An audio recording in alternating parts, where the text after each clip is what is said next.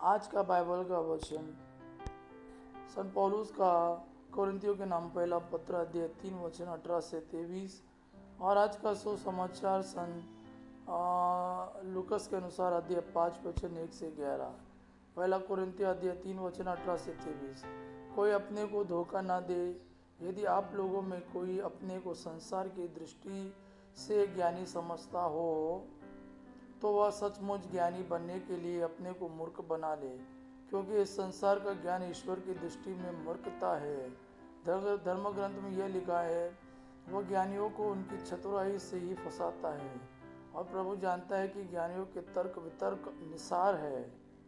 इसलिए कोई मनुष्य पर गर्व ना करे। सब कुछ आपका है, चाहे वो पौलुस, अपोलोस अथवा कैफस हो, संसार हो, जीवन अथवा मृत्यु हो, भूत अथवा भविष्य हो, वह सब आपका है, परंतु आप मसीह के और मसीह ईश्वर के हैं। आज का सुसमाचार सन लूकस के अनुसार अध्याय 5 वचन 1 से 11।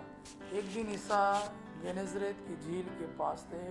लोग ईश्वर का वचन सुनने के लिए उन पर गिरे पड़ते थे।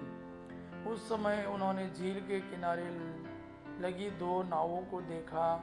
मछुआरे उन पर से उतरकर जाल धो रहे थे। ईसा ने सिमोन की नाव पर सवार होकर उसे किनारे से कुछ दूर ले चलने के लिए कहा।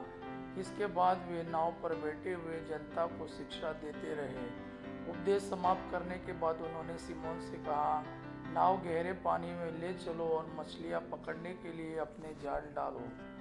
सिमोन ने उत्तर दिया, गुरुवर, रात भर मेहनत करने पर भी हम कुछ नहीं पकड़ सके, परंतु आपके कहने पर मैं जाल डालूंगा।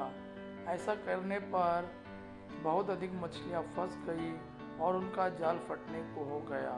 उन्होंने दूसरी नाव के अपने साथियों को इशारा किया कि आकर हमारी मदद करो। वे आए और उन्होंने दोनों नावों को मछलियों से इतना भर लिया कि नाव डूबने को हो गई।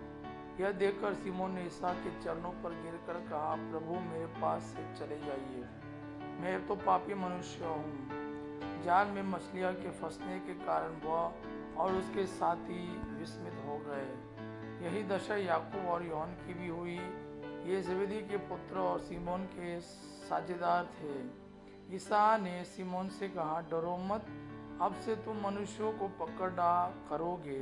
वे नावों को किनारे लगाकर और सब कुछ छोड़कर ईसा के पीछे हो लिए। यह प्रभु का वाणी है। प्रभु को धन्यवाद। आबा पिता की महिमा और पुत्र यीशु का प्रेम आप पर सदा सर्वदा बना रहे। आमीन।